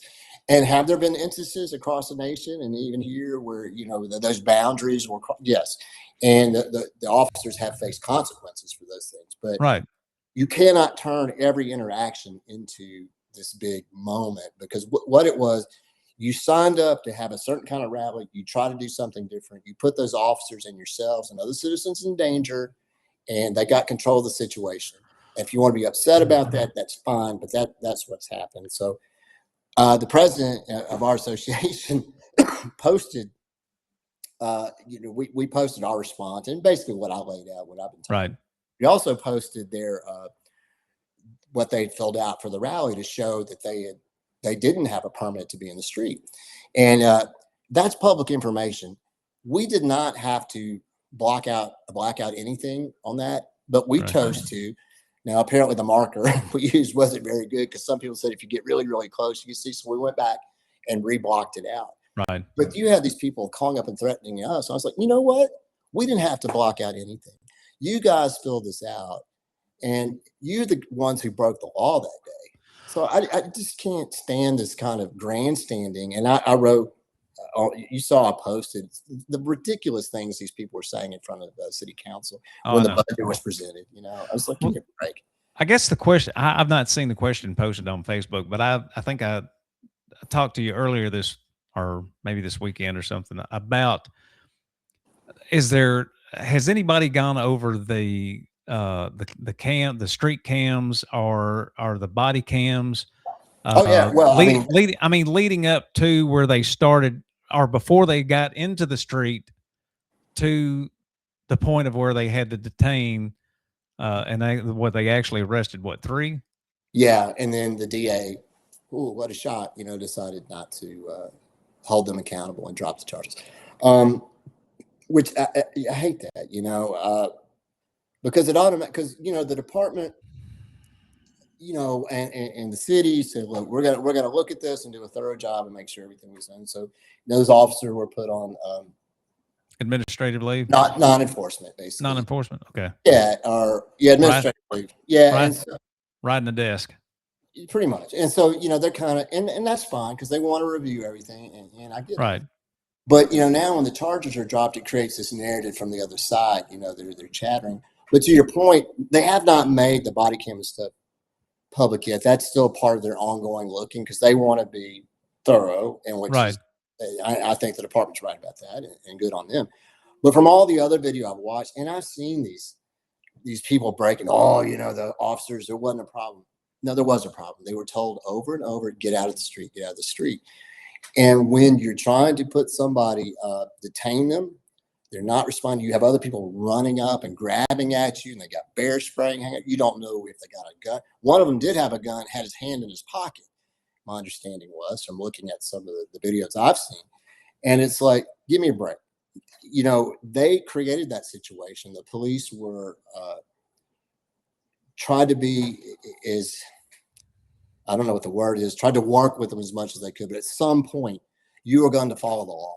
Right. And when that happens and you go hands on, it may not look pretty, but, you know, I know there's people commenting who disagree with me, but you're wrong, you know, because those police did nothing wrong. They did their jobs, and they're being pilloried by certain people as these criminals and fascists. And it's just a joke. And it pisses me off. Like those people got it from the council doing their big hysterical moment. They act like officers. Oh, I saw that. Yeah, I watched that. And here's the weird thing, and maybe this is just me. You had white privileged protesters screaming at black officers that they were racist. Explain that. You know, give me a break. I could come back and say, "What? Okay, whitey, if a black officer gives you a command, you not following that? You know, what's that all about? You're not respecting his authority." You know, I'm not saying every officer was black out there, but many were. And it's like, you know, give me a break with the civil rights. The civil rights movement was an amazing thing. You know, it's a great history. Right. They're trying to act like recreate this moment, and that's not what this was. No. This was about them breaking the law and creating an unsafe situation. So some of the video, and I've watched some of Blackwood News video, some of his video from that day. He's quite a Did you mention? Oh, sorry. Yeah, he's quite the journalist here in town. I see a He lot is. of He's things. everywhere. He's He's everywhere. everywhere. I'm impressed with his, a lot of his stuff. But I mean, he had made it down. How far do you know how far Robert Church Park is to where the FedEx Forum is? Because that's where a lot of them made it to, and people are trying to move because there Yeah, was a basketball there's game, a basketball correct? going on, and And so you know, there's people. You got people going into the game. You got people driving around to yeah. get to park to go to the game. Now, if they wanted to go on Beale Street, well, that's what Beale Street's for, be in the Right. street. Right. And nobody has a problem with that. But you're exactly right. And what other things? So it's not just people are going to the game. You know, I'm sorry to break anybody's hearts, but the Grizzlies kind of suck this year. But you have these folks willing to go spend the dollars to go downtown to support the team, which is helpful in what we need. And the last thing we need is them to walk out in the middle of a riot. You know, and these Right. people have said we're going to be over in this, but no, no, no. Oh, the poor, nothing happened until the police attacked these poor victims. Give me a break. No, that's just, I mean, it's just straight garbage, and that's not what happened. And to provoke narratives like that is to provoke that you get to choose what laws, that you're going to abide by. Right. And that's not how it works. So some of the people who yell about accountability, when it's them, suddenly they're not all about accountability, but Right. those folks need to be held accountable for. They created that situation. Right. The other thing, let's see, one of the things that I had written down was, when is the escalation of force necessary? Now, a couple other things that I was reading, and again, this was from Perplexity, was a lot of it changed with the Tyree Nichols incident. And I mean, I saw where the 5 officers involved in that have been released from the city civil suit, I guess is what it is, or whatever. Yeah. But CJ Davis has not been released from that. Yeah, that was pretty interesting. And again, I mean, I don't have a whole lot of insight in it, but if just, because we run into this a lot, and I want to make sure I phrase this right. So when people sue, to get money, those officers don't have anything, so Right. it's really the city they're going after. So I'm not completely surprised, because my understanding was that those officers, and I don't know all the ins and outs, we're slowing down the civil process, and they're not trying to get money from those officers. They're trying to get a big payday from the city, right? Right. And and that's got to play out, in court. We'll see what happens. So I wasn't too surprised in my kind of basic understanding that they were removed from all that. So. Well, I've always, since that incident happened, and me and my brother were talking about it today. I don't know personally if Tyree Nichols had any weapons on him or in the car. I've heard that he had stolen credit cards in the car. I heard that he had some drug. I mean, I don't know. I'm just saying what I've heard. Right.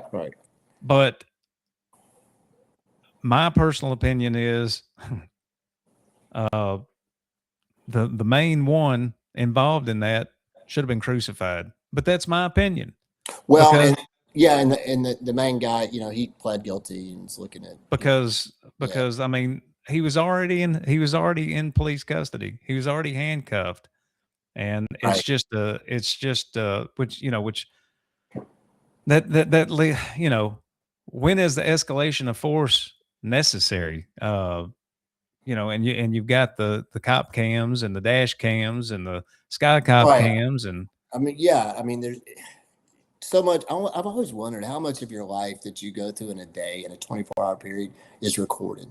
Is it 22 hours? You think it might be 24 hours, I mean, I guess maybe the timing in your house, not necessarily. But, everything is under the microscope. oh yeah, And,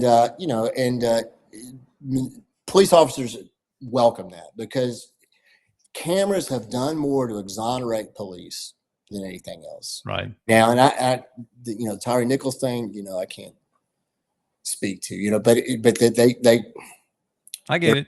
they were pulled in. There were consequences, and given Right.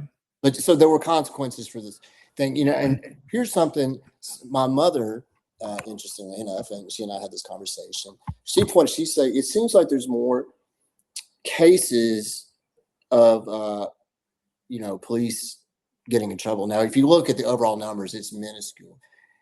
But I said, well, Mom, do you think that there are more earthquakes? She's like, it seems like, I think there are more earthquakes. And I said, or the equipment has gotten so good that earthquakes we don't even feel. Like there was one the other day, apparently, that we know more about them. I was like, there's so much focus. And so when there are officers doing the wrong things, they're getting caught. Right. And so it has been a true cameras. Now, I was on before cameras and then on when cameras came on. And there was a lot of especially like going to the bathroom was a big question. And the first cameras we had were these little cigarette cameras, and they would you'd go back and they were all film the ceiling because they would get all dislodged. The camera technology has come a long way.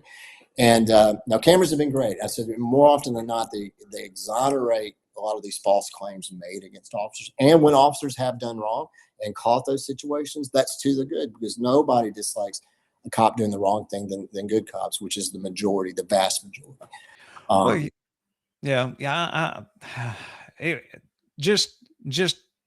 mean, that seems like has been the catalyst for Memphis MPD, city of Memphis, and this, that, and the other. How what's the word I'm looking for? How's it changed? How's it changed? How have the police officers themselves, I mean, does it make them watch what they do more often, or maybe hesitate a little bit more because of it, or what? Because I was, I was off the street by the time that happened. Right. And I had, no cameras and cameras. It didn't change the way I policed. But my guess is, and in talking to some officers, they might second guess themselves, because we run into these situations. And this was an actual question asked by the DA it wasn't the DA. It was an attorney for the other side. So let me give you a hypothetical. It's you, me, and one other person. We'll just say you, me, and Bob. And somebody comes running at us with a machete. We all unload our magazines into it. Right. And then you have the media, the press, like, well, why did all three of you have to shoot? That seems excessive. Now, let me explain it. So if somebody's running at you, me, and Bob, are we going to take this? Hey, Dean, are you going to shoot? You want me to shoot? Who's the best shot? We don't have time to have that discussion. No. I'm going home, and I want to make sure that Dean goes home with all the holes that he came to work with. Those are the only holes I want him to go home with. I don't want any extra holes in him, any extra holes in me, any extra holes in Bob. So we all unload. And then the media will come back and say, oh, that was excessive. You unloaded. Well, that's life, and these things happen really fast. And my fear is I hope officers don't get in that situation and hesitate for a moment. Because, things happen fast. You see how Officer Red, he and his partner who had been on just a couple of weeks, they go into the library, and it's this kind of homeless guy had been around. And so he was kind of a known thing, and you deal with that. It's like, oh, we're just going to talk to him, get him out of the library, maybe buying some Wendy's, whatever. Right. Yeah. And then just move them on.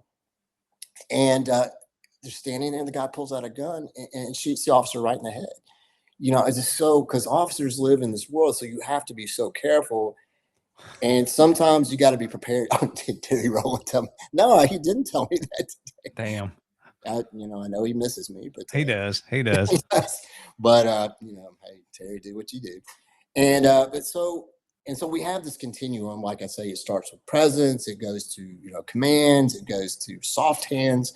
What's a soft hand? That's like putting a hold on somebody. You're but I tell you, if an officer, let's say I arrest you, Dean, which that's probably happened in the past, I'm sure. Just kidding. Once in Bartlett. And I say, I'm walking you to the car, and right. I'm holding your arm, to make sure you don't run. Right. I might fill out a response to resistance or use the force form on that, because I did use some force. Right. And so it's really, there's a lot of, all that's covered, and there's really a lot of focus on it. But my hope is officers would not hesitate in thinking about those things. But I will say, I put a lot of it on the media and the DA or whatever. Oh, absolutely. Because as soon as an officer does anything with no facts that come out, the officer's wrong or did the wrong thing.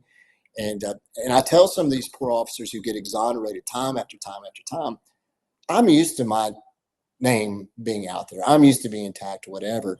Right. I've gotten used to it. But if you're an officer and you see your name, it feels like the entire world's looking at you. I bet. You're worried about what your mama thinks, what her church friends think, and it's a really painful and hard experience for them. And I hate that they have to go through that because they almost get publicly, treated like a criminal. And I hate that for them, but that's the world we live in, and I wish it was different, but it's not. So. Well, I had an interaction with an officer last night, and look, they've switched precincts for where we live. We're on Sequoia between White Station and Mendenhall. It used to be the Appling station. Yeah. And now it's back. Well, actually, I guess Tillman had it at one time. Then it went to Appling, and now it's gone back to Tillman. Passed around like a pack of cigarettes. I know. Cheap whore. Anyway, but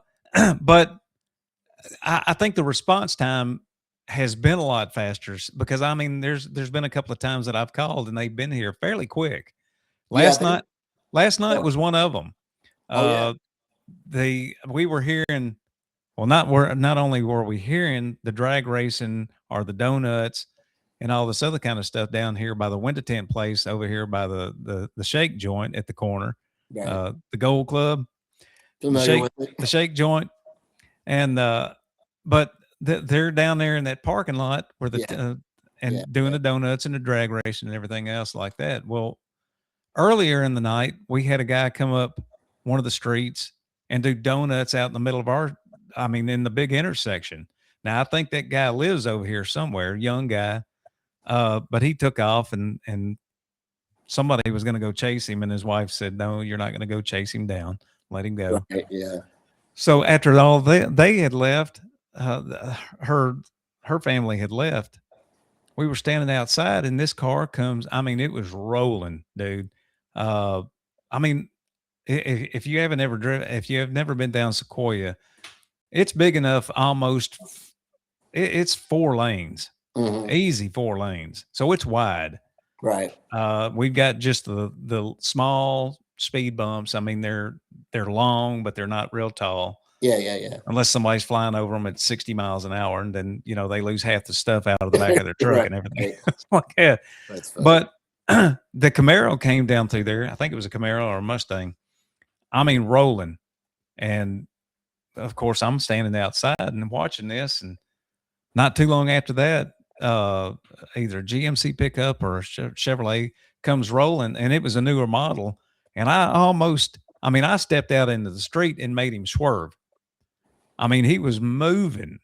And so I called I called the non-emergency number, and they sent somebody. The guy was there in probably 10 minutes.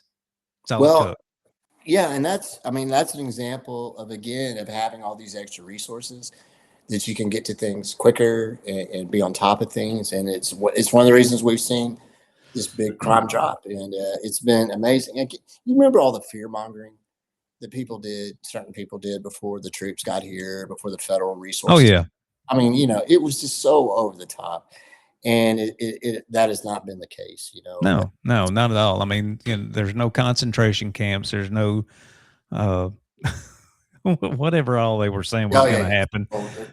Tanks in the street and Tiananmen Square and all this other kind of stuff. No troops on the stoops or something like that. Right. Yeah. Oh, yeah. Yeah. But I've had the opportunity to meet so many of these National Guard, the marshals, the Homeland Security, and they're all great, and I thank them all because, they're away from their families. Right.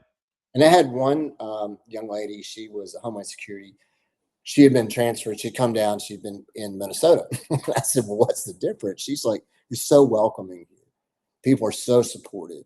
And she's like, and that's every race, every part of town they're in, there's and I was like, well, people really appreciate what you're doing here. Don't listen to the media. Right. Reality on the street it's been awesome. Well, the officer that showed up, I'm not going to mention his name on air. I'm not going to. He said what he would like to do. Since I'm not going to mention his name, it's a great idea. He said they'll go down there and run them off, and an hour and a half later, they'll be back down there, and then they'll have to go run them off again. And I said, "Is THP, Tennessee Highway Patrol, not running at night?" He said, "Oh, they got something big going on, south end and north end of Memphis." Mm. I'm like, "Oh, okay, well," but he works the day shift, Mm-hmm. and they needed him. I mean, this was like 9:30 at night. So I don't know if he come on the day shift, he worked his day shift, and maybe had a short break and then was working. I don't know how that works. Well, sometimes, I mean, because we do have overtime, opportunities, and you can work a certain amount of overtime, then you have to take a break. I'm sorry, I'm laughing at Mike's. They have tanks in Millington at the National Guard Armory. I like Lisa Arnold. Can you pew pew at a speeding car with a paintball gun, asking for a friend? Well, I'm pretty sure a speeding car is probably not going to call it in, so you might be able to get away. But I tell you, one of the things I've noticed is, I spend a lot of time on the interstate coming to work, 40, coming in and right. And it seems like a lot of the craziness is calmed down as far as, because it would frustrate absolutely us, because it was like, man, back in the day for my squad car, I'd pull that joker over that, but of course they wouldn't be doing it in front of me. Right. But I've noticed this in my, regular car, because I see more THP. I see a lot of MPD out there, some Shelby County, and it's having a big impact. And people, I'd pull people over, and they would get mad. Why aren't you out catching a rapist or whatever? And well, that call didn't come in. Yeah, right. I was like, well, I'm trying to win the toaster, so I got to get this. But I don't like getting pulled over, right? Nobody does, but when you saw how crazy our interstates had become, how dangerous it was, and I'm driving a child in my car at certain points, right? And it's such an important part of policing. And man, on some of those traffic stops, that's where you find the drugs and guns. And, right. Yeah. I guess it was city council wanted to curb, or they did curb the pretextual stops for a while. State law supersedes that. Right. But neener. Right. Well, and good to Senator Taylor on that. Oh, absolutely. He's done so much. Done a hell of a job. But it takes me back. I remember I was really early on the job, and it was kind of in a high drug area. And there was a car. If you've ever seen a car begging to be pulled over, no tag, one headlight out. I mean, it was just like this thing. So we pull it over, and the guy's got drugs in the car. And I'm thinking, what the? And then my older partner is like, there's probably a mom in a minivan driving by, stacked full of heroin. Yeah, that's a bait car. We took the bait. I was like, oh my God. And it kind of just reoriented my mind to what you're dealing with in Memphis, that this stuff is for real. And never make the mistake that criminals are stupid. They're very adaptable. They're cunning. And it opened my eyes into the depth of some of the crime issues we deal with in the city. And actively pulling people over is a big part of curbing that. Right. Oh, yeah. And they get all, I mean, if they're not doing anything wrong other than speeding or something like that, then there's no reason to get upset. Yeah. I mean, I've had, I don't know how many speeding tickets I've had, but all my interactions, except for one, were decent. I mean, yeah. I had I was going out 40 one day, and there was I think he was MPD. He was MPD. Well, I'm clicking along at speed limit 65. He's clicking along. All of a sudden, he has to dump it because people were dumping in front of him. Mm-hmm. Well, that must have made him mad, because I mean, at 65, if he's dumping at 65 going down to 30 and I'm moving at 65, he pulled me over, told me I was speeding. I kind of argued a little bit. I pulled over, and now this is 40 headed out toward Wolf Chase. Mm-hmm. So I pulled on the inside shoulder, the median on the inside. I couldn't pull anywhere else, and got my wallet out, took my seatbelt off, got my wallet out and everything else. And then he said, "Oh, I'm going to write you up for not having a seatbelt on too." I said, "I just pulled it off so I could get my license." That's the only bad interaction that I've had. I mean, everybody else, I've all the other tickets that I've gotten. All the other tickets that I've gotten. I like that. But the interaction I had with the officer last night was very nice. I told him I would not use his name, and he said this is what I would do. He said I would get in touch with the city of Memphis, and he said actually what I would do is call the Tillman precinct, and I asked to speak to the commander or a major, and he said nicely but assertively, let them know what's going on. That people are using. I mean, because it is a thoroughfare from White Station to Mendenhall. Right.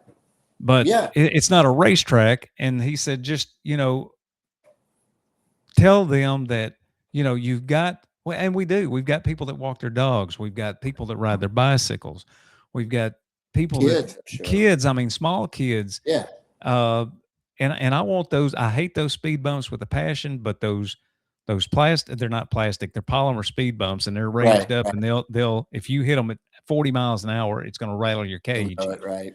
But I want them on our street. I also want crosswalks right here at the intersection of Leonora and Sequoia with signs. So, I know I'm going to have to reach out to Memphis City Council as well. Well, but you did the right thing. The officer gave you great advice. A lot of times that, the major, the colonel, whoever at that precinct wants to know. Right. And because they want to keep the citizens happy and deal with it. So that's really good. And I know you've had some interactions with a couple of council people. And Philip Spinoza. And so he's a good person to reach out to. To. And that's the other thing I've got to figure out, since we're in a super district. I think it's super district 9. Yeah. So you've got several. I've got several that I've got to reach out to try to get these things implemented, like the speed bumps, like the crosswalk markings, the stop for pedestrian crossing, signs and things like that. And I don't mind throwing taxpayer money at something like that, because I mean, this is a really good neighborhood, and there are a lot of kids. A lot of young families here, and people don't even they don't slow down. I mean, I picked up a ramp that came off of a trailer about 2 or 3 weeks ago.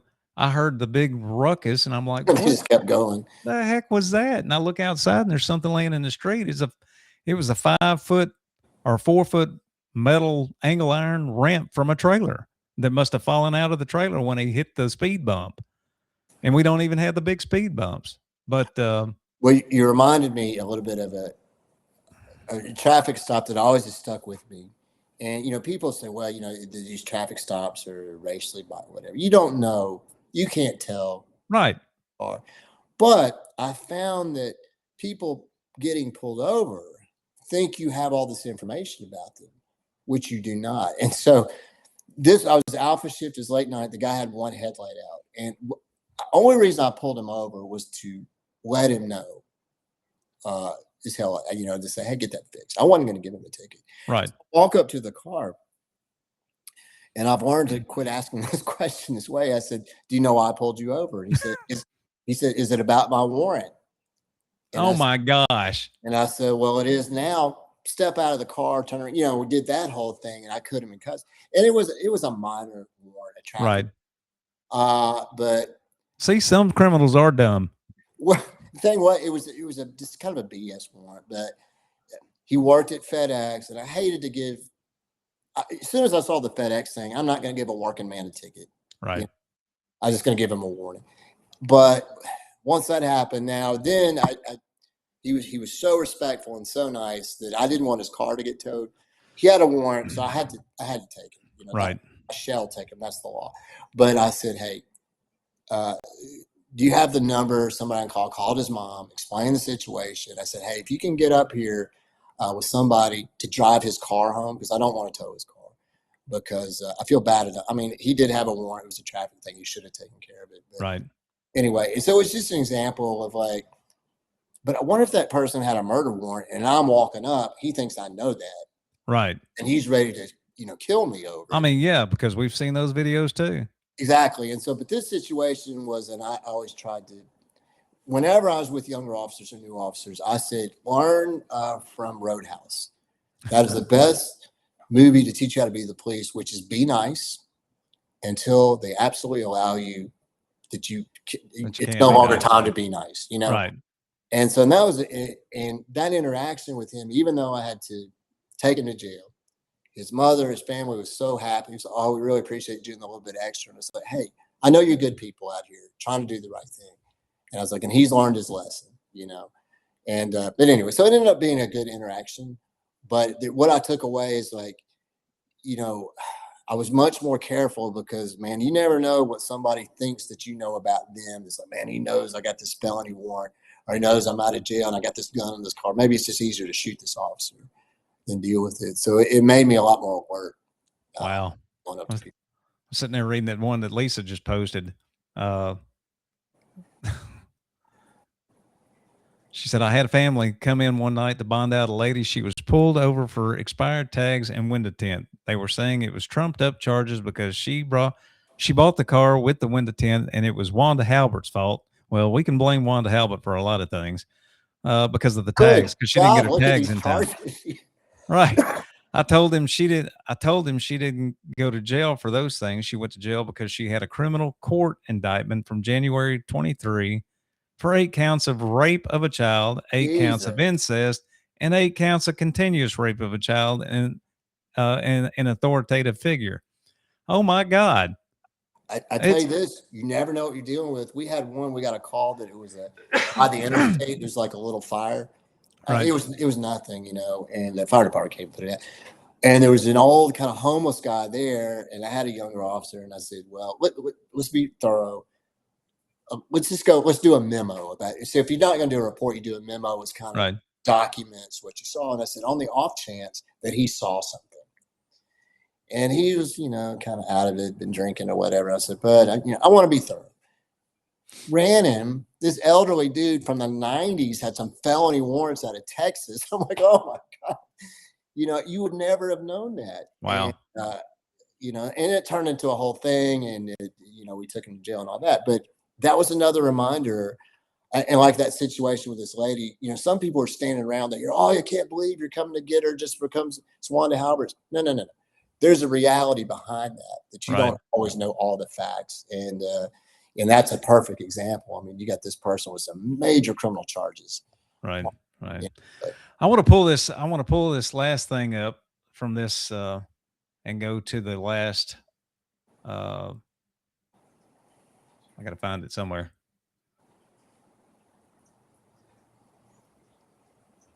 We talked about that. Did we talk about it? Yeah, we talked about the pay increases and things like that. Yeah. Let's see. Pension. Yeah, that's kind of a big thing going on right now. And just real quickly, we took a 2% raise. You know, we would like more, and I get it. But one of the things we're working with the mayor on, and I want to give him some credit for helping with this. If you were hired after July 1st, 2012, your pension was not as good as people hired before July 1st, 2012. Is during that whole Wharton thing, they were making cuts. We're gonna money from the referendum shifted over, and now every officer will have the same pension. And the difference between those hired after July 1st, 2012 is like $5,000 less a year in their retirement.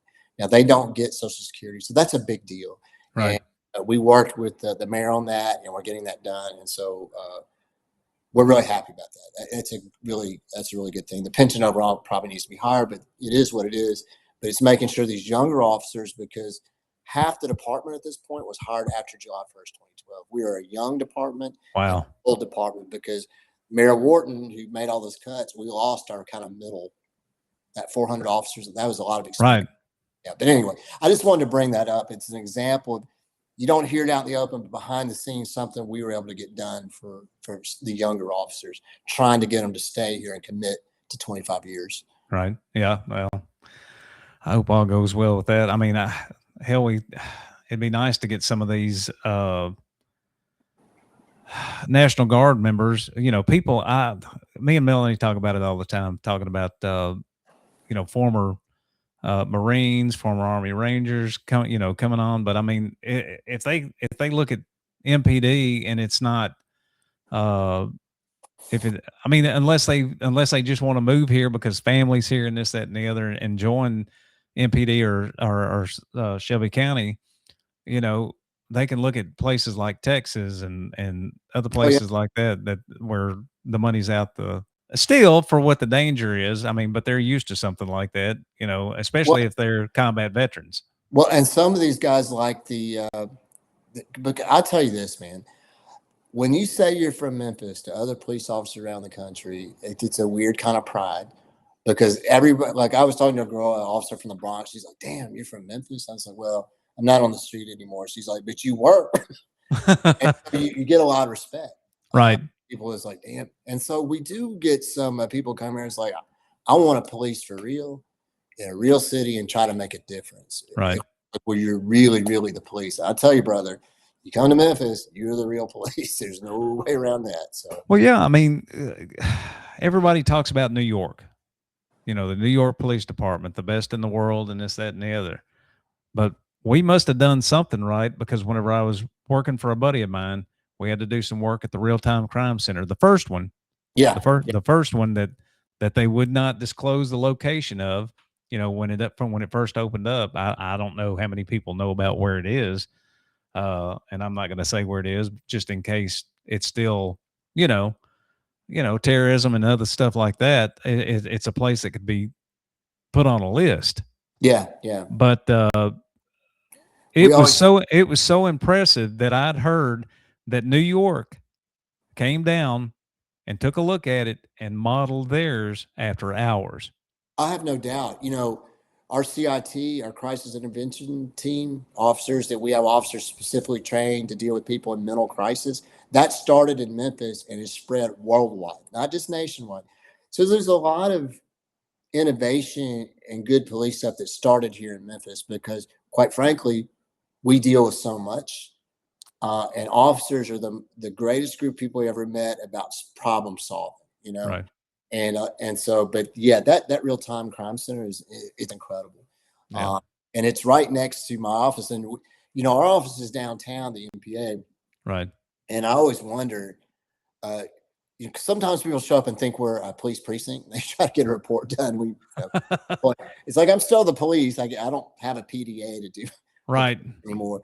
But we also wonder, kind of like you talked about, if somebody might make the mistake and think that we're a soft target. Now, I'll tell you this: all of us working in there and our civilian employees are all armed. So, Right. Yeah. That's kind of like walking into a cop bar. yeah, at your own risk. Right. Because that nice looking young lady sitting at the front desk, yeah, she's ready to go. She's ready for anything, and so of course we are too. But. Well, I added this last slide in. If you want to go, this is the entire history of the Memphis Police Department. Those that have been, it says, while the majority of the officers listed below died in the line of duty, some were killed. My camera's in the way, providing security for citizens of Memphis. So, I mean, this goes all the way back to, I guess, when the police department was founded. What? Yeah. Yeah. No, it does go back, and something popped up for Lisa that I want to address real quick. Sure. But yeah, no, it goes back and it does have some. Now, I should point out too, when I said that 9 officers died in the line of duty in the last 5 years, we've also in that time lost 6 to suicide, and those aren't listed. Oh, wow. Yeah, those aren't listed as line of duty, Right. but they're duty. And let me give it a shout out, because another thing the MPA does, we have a relationship with a place in Baltimore called Harbor of Grace. It's run by former police and firefighters, and they have this whole up there, and they can deal with everything from gaming addiction to drugs, alcohol, anger, you name it. Right. And the department's doing a very good job, and we're working with them and doing everything we can to offer all these, if officers are in, because you deal with a lot of trauma, and and a lot of officers try to keep it in, and that's not healthy. Right. And we have things for families too. But I just wanted to say that's there's so many resources, and we've been able to break down a little bit the tough guy and girl, because it's not just guys, Right.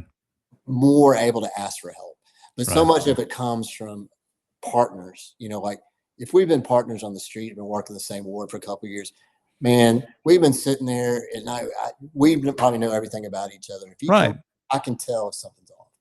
And Oh yeah. officers have gotten more comfortable saying, "Hey man, is everything cool? You know, you need, you know," and so it's gotten better. But Right. anyway, I did want to make that, but yeah, that's a really interesting thing. That link you put up, you can go back, and I mean, it goes back to the very beginning. Right. And that's the memphispolice.org and then in memoriam or whatever, but it lists, Yeah. I can't Yeah. scroll through the slide or whatever, but I encourage everybody to go to look through that, and just take a look at, you know. Now Lisa asked a question. Yeah, I saw that. Having to ride around with the blue lights on at all times doesn't make the officers a moving target and give criminals a heads up. Okay, so that was brought on by the Memphis City Council as well, correct?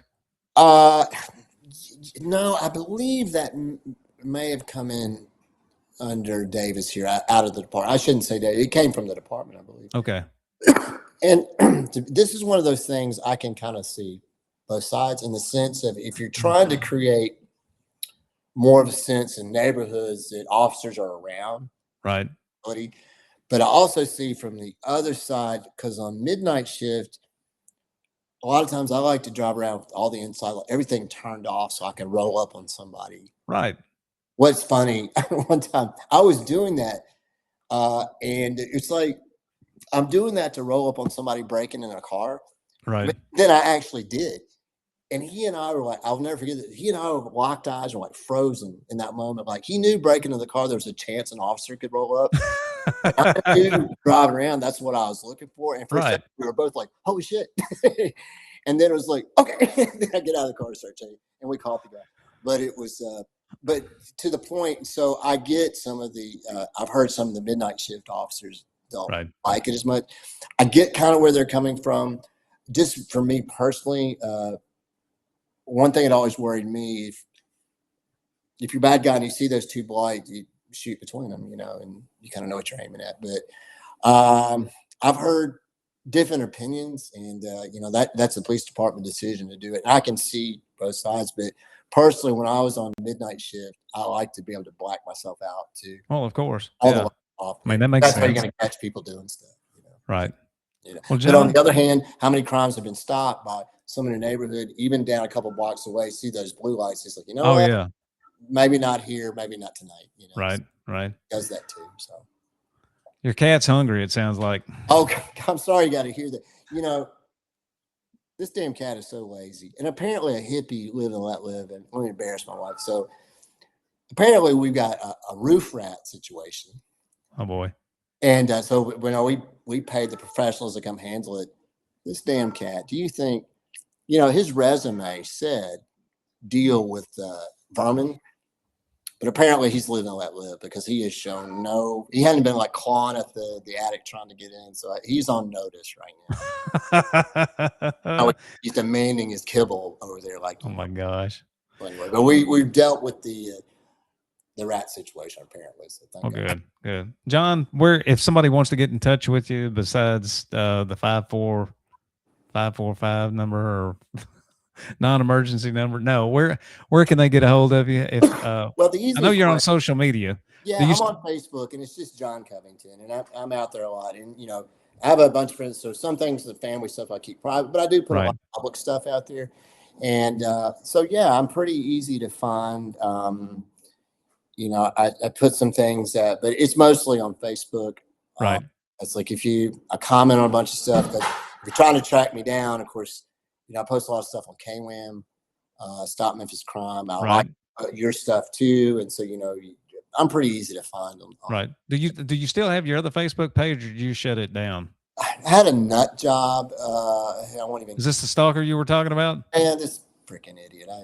Whatever. And, you know, I was about to put criminal charge. You know, I was like, man, I didn't want to encourage this stuff. And anyway, it's kind of been taken care of. Right. But and then it was also getting a pain having two sites, trying to keep up with it. So I was like, let me just pull I know. And well, yeah, you know, because you got. So I said, I'm going to keep my private stuff for the family, keep that private, but I'm going to do my public stuff. So I can just keep it all in one place. Okay. All right. Up with, yeah. So John Covington John Covington at Facebook. Yeah, you'll find me. I'm around. So yeah. All right, John. I appreciate you coming on tonight. I was actually, my intent was, with everything that going on with the MSCS, was to do a deep dive into that, because I'm sure Oh man. that ought to be a lot of fun. Oh yeah. And especially with Lee coming out saying that Shelby County government is going to sue the state government because Bill Lee did a quick, Bill Lee and, Oh yeah. and Cameron Sexton Yeah. did a quick deal where they signed, I guess, had an emergency session and signed the bill into law where Yeah, not just MSCS, but any school board cannot sue the state. Well, to me, as I say, I was in using taxpayers' money. They can still sue the state, but using taxpayer.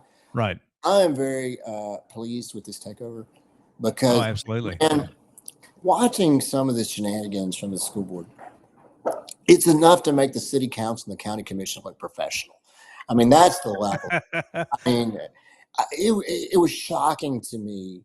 And then when the story started coming out from the audit, I mean, it's worse than we thought. And, these people attacking whatever's going on, I welcome the state coming in because accountability has to happen, because this is kids. This is important. This matters.